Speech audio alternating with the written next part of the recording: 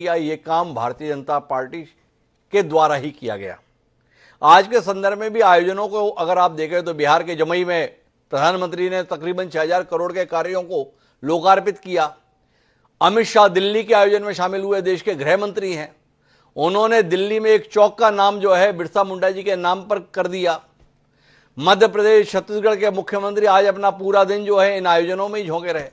क्या आपको नहीं लगता है कि भारतीय जनता पार्टी ने अपने आप को इस वनवासी वर्ग के साथ जोड़ने की दृष्टि से न केवल भाषण दिए हैं बल्कि जमीनी स्तर पर भी काम करके आपके लिए खतरा पैदा किया है, मतलब कांग्रेस के लिए? एक उदाहरण मैं आपको बताता हूं जी। भगवान राम की मंदिर अयोध्या में बनी जी। सारे हिंदू समाज के लोग हम गर्वान्वित हुए जी कि भगवान का मंदिर बना। वह अरसे से जिसका मांग था वो पूर्ण हुआ। उस मंदिर के उद्घाटन में माननीय मोदी जी गए। जी। हमारे प्रथम जो इस देश का नागरिक है राष्ट्रपति जी। वो राष्ट्रपति मेरे आदिवासी महिला बहन है मेरी जी। जो मुर्मू जी। जी। उनको आपने क्यों वहां नहीं बुलाया? उद्घाटन नीति उस हमारे आदिवासी समाज के महिला से बेटी से करा दिए होते तो क्या वो मंदिर अपमानित हो गया होता है आपका? आप बताइए, इस बात पर मुझे जवाब चाहिए इनसे, भाजपा वालों से, कि आपने राष्ट्रपति को वहां क्यों नहीं आमंत्रित किया गया? आपने जब नए आप भवन वहां लोकसभा भवन आपने बनाया, वहां किसने कौन उद्घाटन वहां किया? कौन उद्घाटन किया? ये मार्गो साहब का सवाल है। मेरे साथ में राजाराम तोड़ेम जी जुड़े हुए हैं भारतीय जनता पार्टी का पक्ष के लिए। राजाराम जी, आप थोड़ा रोशनी देंगे इस आयोजन के संदर्भ में?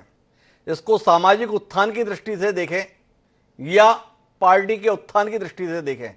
आज भी यह माना जाता है कि आदिवासी वर्ग जो है, आदिवासी समाज जो है, वनवासी वर्ग जो है, ये कहीं ना कहीं अपने आप को कांग्रेस से ज्यादा नजदीक महसूस करता है।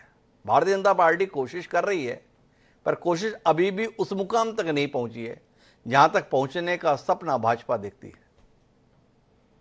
देखिए, विश्व आदिवासी दिवस की घोषणा संयुक्त राष्ट्र संघ ने किया है और भगवान बिरसा मुंडा की जयंती भारत सरकार ने आदिवासियों के लिए घोषणा की है। जी। ये समाज के उत्थान के दिशा में सरकारों को किस दिशा में काम करना चाहिए, ये इसमें हमको सोचने की जरूरत है। जहां तक समाज का उत्थान का सवाल है, विश्व आदिवासी दिवस के माध्यम से हमारा जो समाज है वो हमारी समस्याओं को किस तरीके से सरकार के सामने रखना है उस बात को विचार विमर्श करने के लिए उत्सव के माध्यम से मनाते हैं। ठीक उसी प्रकार सरकार ने जो बिरसा मुंडा जी की जयंती की घोषणा की है, इसमें विशुद्ध रूप से जो हमारे इतिहास पुरुष थे, इतिहास में उनका नाम गायब कर दिया गया, उनको वो स्थान नहीं मिला जो हमारे आदिवासी महापुरुष थे।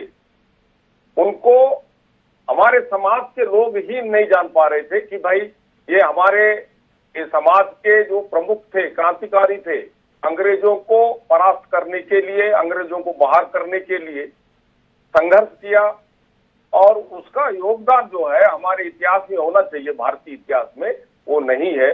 उसको किस तरीके से भारतीय में रहने वाले आदिवासी समाज का जो गौरव है वो वापस दिलाया जाए, इस बात के लिए सिर्फ भारतीय जनता पार्टी सरकार, हमारे जो देश के आदरणीय प्रधानमंत्री जी हैं नरेंद्र मोदी जी ने इस बात को समझा और 10 नवंबर के जो है इस बात को घोषणा किया 21 के कि 15 नवंबर